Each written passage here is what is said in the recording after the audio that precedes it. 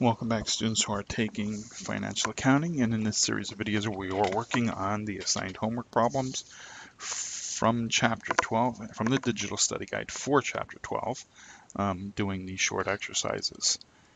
Note, accounting is about understanding the concepts and then applying that understanding to the situation at hand.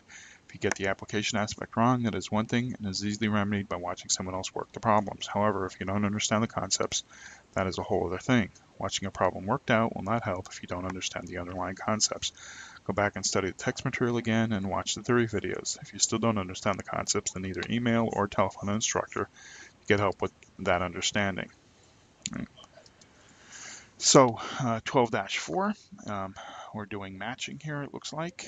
Match the following terms to their definitions.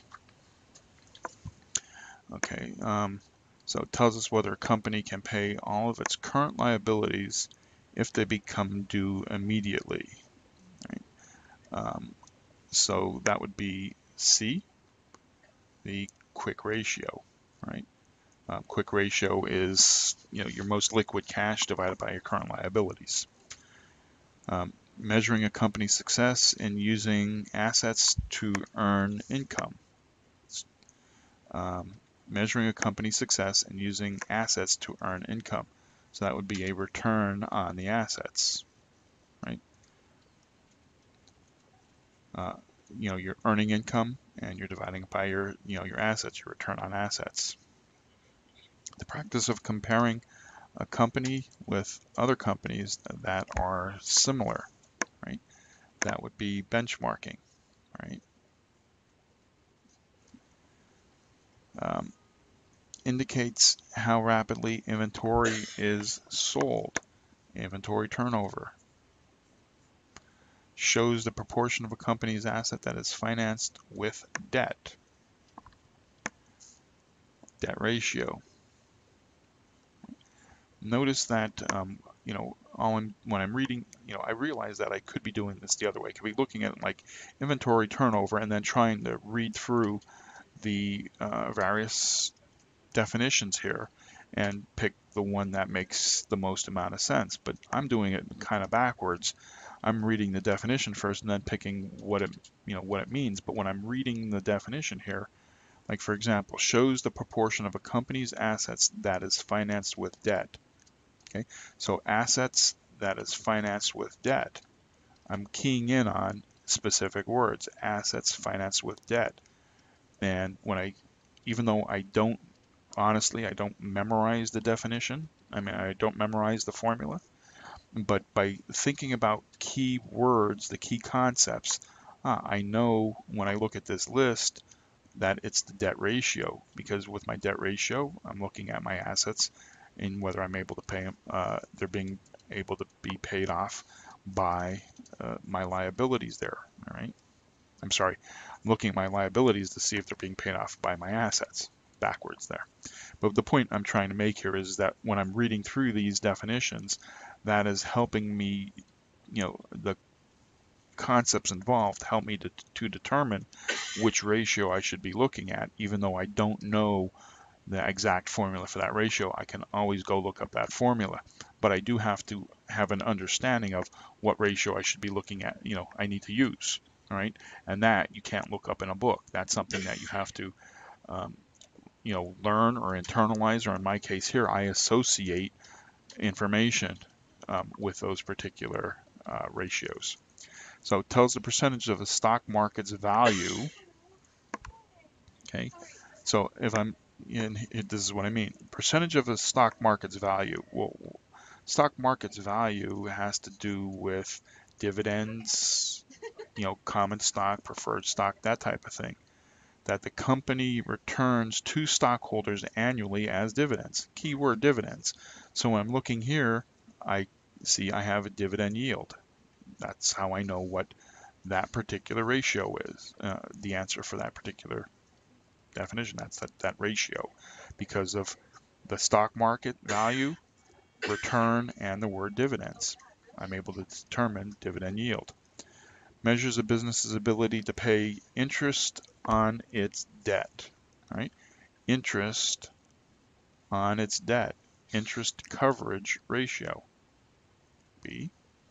And then, of course, this last one is F, measures a company's ability to collect cash from its credit customers. Well, if I'm collecting cash from the credit customers, that's an accounts receivable, right? So my accounts receivable turnover, F. That's how I work through those types of things and remember what they are. Right? All right, next, the purpose of select ratios. Okay, these are my key questions. All right. So inventory turnover. If you went back to the um, theory videos, I remember it was exhibit 12 dash something. Let me just, I don't remember exactly which exhibit, but it's one page in your textbook that has the key questions and the ratios that are associated with them. So basically go and pull that out. I'm just going to run down through here and just fill in what the answers are, right? Which you can look at from the solution manual, all right? But in doing this, I would, if it's me, I would be pulling out that particular exhibit, and then I would find whichever ratio it is, and then, like for example, inventory turnover, right? When I find the inventory turnover, I would see that it is under question 4, and that's how I put my answer, okay? So I'm not going to spend a lot of time on this one because this is just basically, just looking things up. But do this exercise for the simple reason that it will help you to get a better understanding of which ratios are applied to which key questions. Because I will tell you that, this is going to come up in exams, okay? You need to know which ones belong to which questions. Okay. All right. So I'm not spending a lot of time on that. Now, okay. So here, now we're going to start getting into actually doing calculations for these different ratios.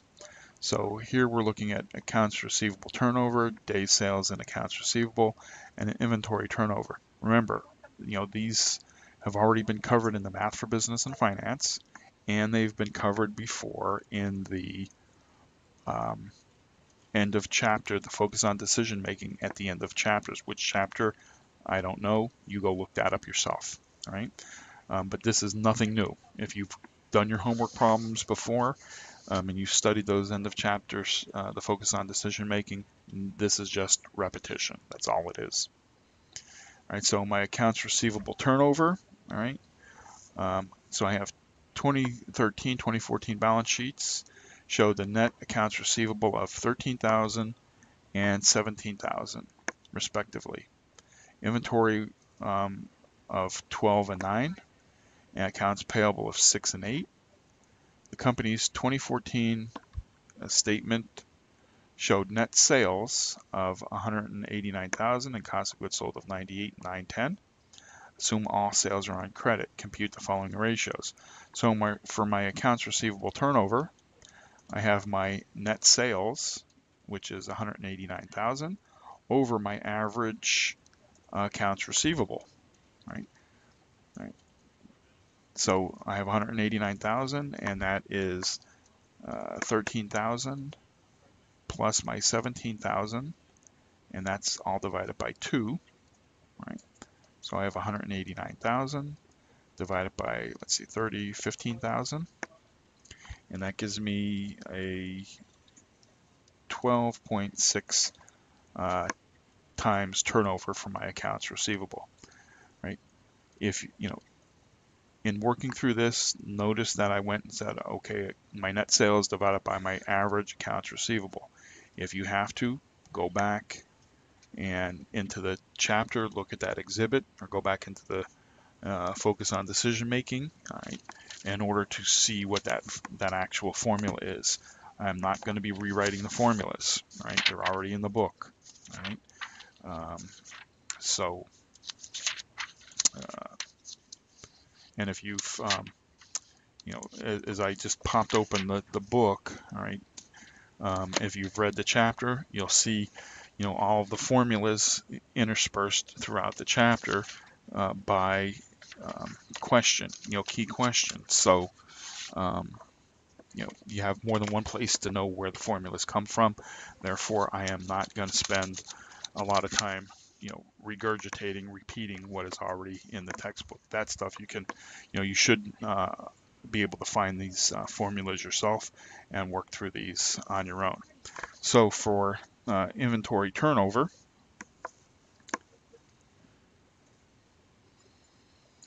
we have, let's see here, I have my cost of goods sold, which is the, let's see here, unit sales. Let me look at my inventory, 1,000, and accounts payable. Company's income statement showed cost of goods sold of 89.98. Okay, notice that there is basically a glitch in the video. I basically paused the video for a second, okay? As I had started doing this inventory turnover, and I'm going to give I said I'm not going to go into the formulas here, but let me look it up here in the book like I would do. Inventory turnover is the cost of goods sold divided by the average inventory.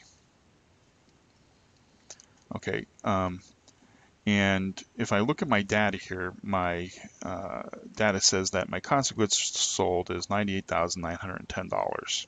Okay,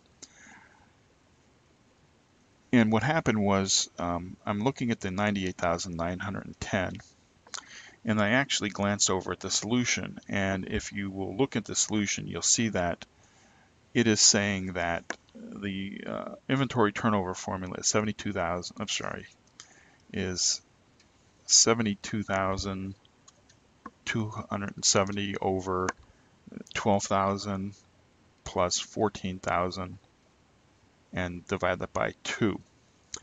And it hit me like, okay, what's this? So I ended up pausing the video, and I looked over the data here, and what I came to realize is that, it says here accounts receivable turnover, then it says days sale in accounts receivable, and then it says inventory turnover. But notice you only have 2 questions here, accounts receivable turnover and inventory turnover. It doesn't have the days sales in accounts receivable, right? So basically what I think is there is an error in the solution manual in that when they created the solution, they actually started to working on the day sale in accounts receivable. And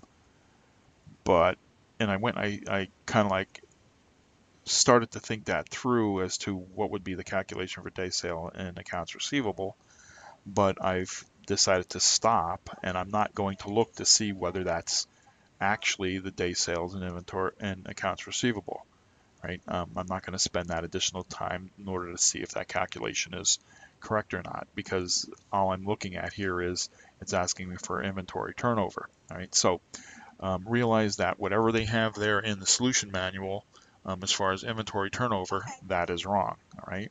That looks more along the lines of day sale and accounts receivable. And if you want to go try and work that through yourself, feel free, but I'm not going to spend the additional time.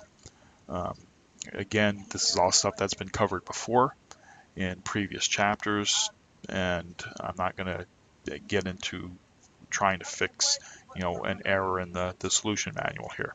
But I will work through the inventory turnover here. So my cost of goods sold is 98,910, and we divide that by my average inventory. So my inventory